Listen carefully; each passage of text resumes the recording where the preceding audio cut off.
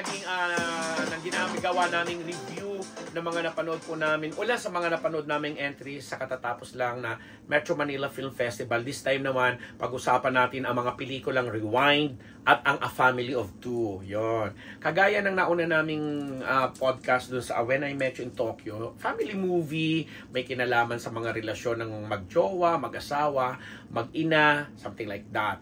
Dito sa Rewind, ito yung pelikula na sinulat ni Enrico Santos at saka ni Joel Mercado at sa screenplay ni Enrico Santos ulit at ang director naman po nito ay si May Zarina Cruz. Okay, sa Rewind, ang kwento ito, although sinasabi ng mga rami na hindi na ito original kasi nga may nagkaroon na ng Hollywood movie na ang tema ay kapareho ng Rewind tungkol sa mag-asawa na kung saan yung bidang lalaki ay parang binigyan ng pagkakataon ng isang supreme being na what if buhayin kita bigyan kita ng pagkakataon na ayusin ang buhay mo bago pa man nasawi ang iyong asawa. Something doon umikot yung plot ng kwento. So, ang mga plus points para sa amin dito sa Unbettable Channel, yung individual acting ni Ding Dong Dantes, yung batang yung anak nila, and of course ni Marian Rivera, pati na ni Joros Gamboa, at sino pa ba may mga napansin ni dito, ay talaga namang mapapansin mo dahil sa kabuuan, gano'n naman talaga kagagaling sila. But at the same time, may minus point kasi mayroong sobra kaming nakita, meron din naman kaming kulang nakita sa mga ilang eksena na supposedly ay napagtahi-tahi ng direktor. Maganda ang music, maganda ang plot ng kwento, na kahit sabi nga natin may nagsasabing hindi ito original. At ang relationship goal na gustong ipahayag ng nagsulat ng kwento ay malinaw na yun na nga, what if ang kondisyon ganito, yung babae nagsakripisyo para sa kanyang pamilya at ang lalaki naman ay sobrang parang naging selfish, naging masyadong ambisyoso, tapos meron siyang backstory na nagalit siya sa ama niya dahil may ginawang something sa past, tapos sa pamilya nila kaya parang isinumpa niya yung tatay niya. And then, ang galing ng pagka-edit kasi nga parang nagpa-flashback siya at the same time ay bumabalik sa present.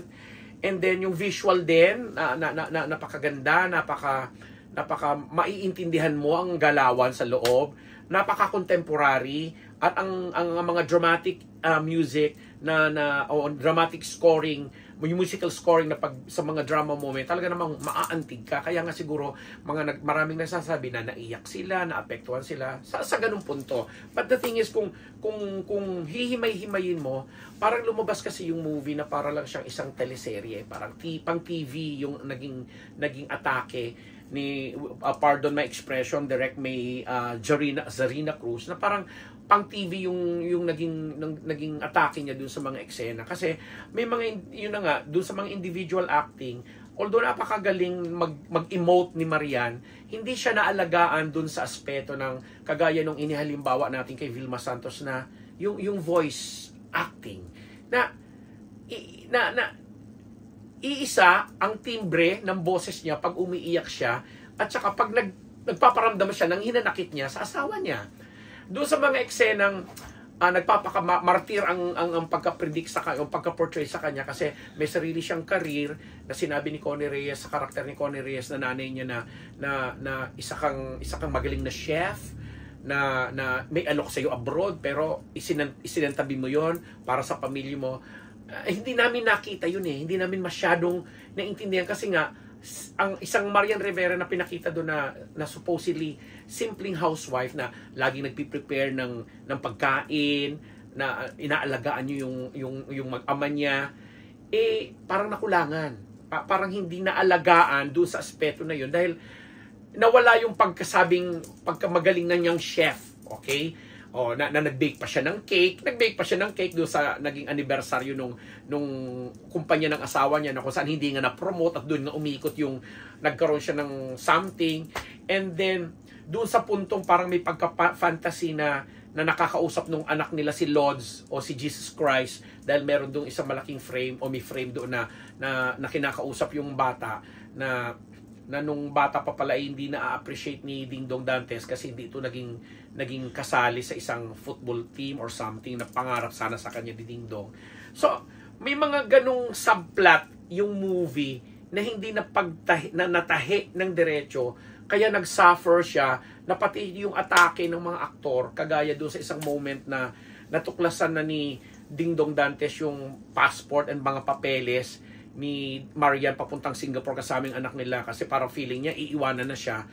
Considering na yun yung moment din na pinagbigyan na siya ni Jess or ni Lodi na parang balikan yung kanyang dating buhay na buhay pa yung asawa niya kasi nangyari na nga yung aksidente at pinakita ng nakaburol na siya na napakagaling doon sa eksena ni Dingdong Dantes na hindi siya makapagsalita, na magbe-breakdown na siya, na hindi niya alam ang sasabihin niya doon sa habang nakaburol yung si Marian Rivera. Tapos bumalik na doon sa time na pinagbigyan na siya ni Lodi ng parang isang araw na ayusin yung buhay niya para gawin niya yung nararapat para sa asawa niya. Considering na meron ng ganong factor at doon sa kwento, alam na yun ang karakter ni Dingdong, and yet, nung na-discover niya yung supposedly aalis na itong si Marian at nakita niya yung na nakatago lang sa isang part ng bahay doon sa parang bodega ba yun sa ilalim ng hagdan, na nakulangan kasi andun na siya,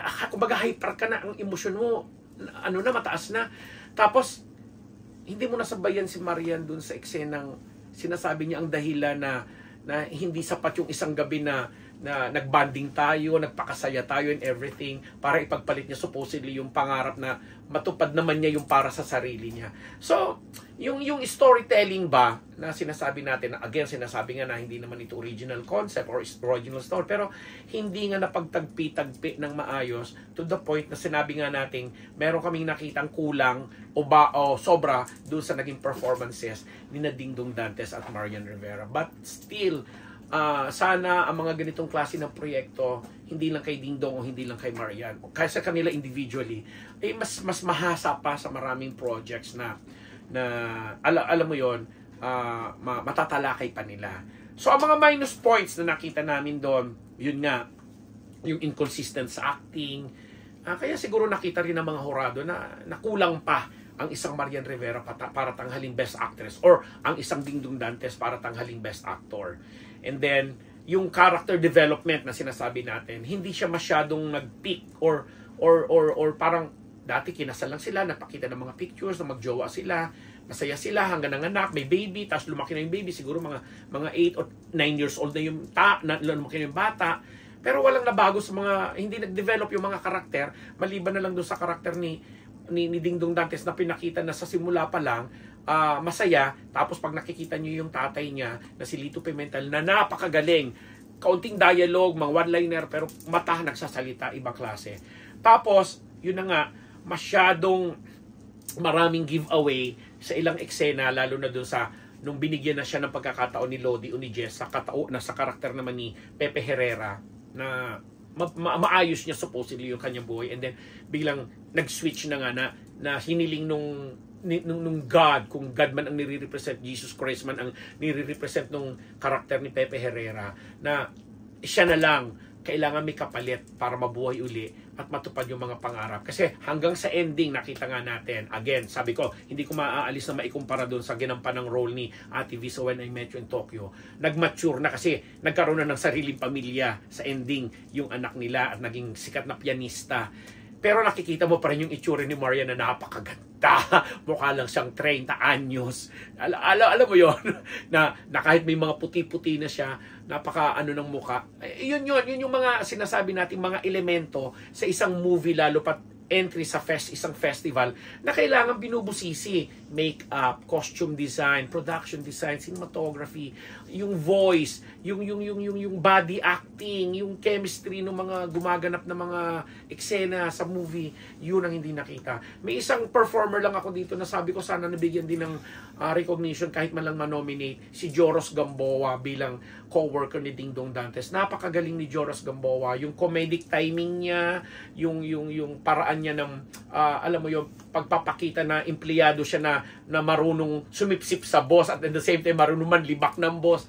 Ang husay ng isang Joros Gamboa. Sa kabuuan, hindi pa rin masasabing basura yung pelikulang ito at salamin ng gaya na lang or what. Maganda pa rin naman siya and pang-festival pa rin naman yung kalidad niya. In fact, sa mga pelikula, as of na binavlog po namin ito po ang nangunguna sa box office at kumikita na ito ng halampas ng kalahating bilyon, nasa 500 million something na siya, habang na-reach na yata yung 1 billion mark. So ibig sabihin, kalahati ng kinita ng kabuuan ng festival ay sa pelikulang Rewind nga po pinagkatiwalaan ng mga manonood na hindi naman din masamang pangyayari. Ang irony lang nga dito, Star Cinema ang gumawa nito, hindi naman legit or hindi naman mainstream kapamilya artist sina Marian Rivera at saka si Ding Don Dantes, kasi mas identified po sila sa GMA7.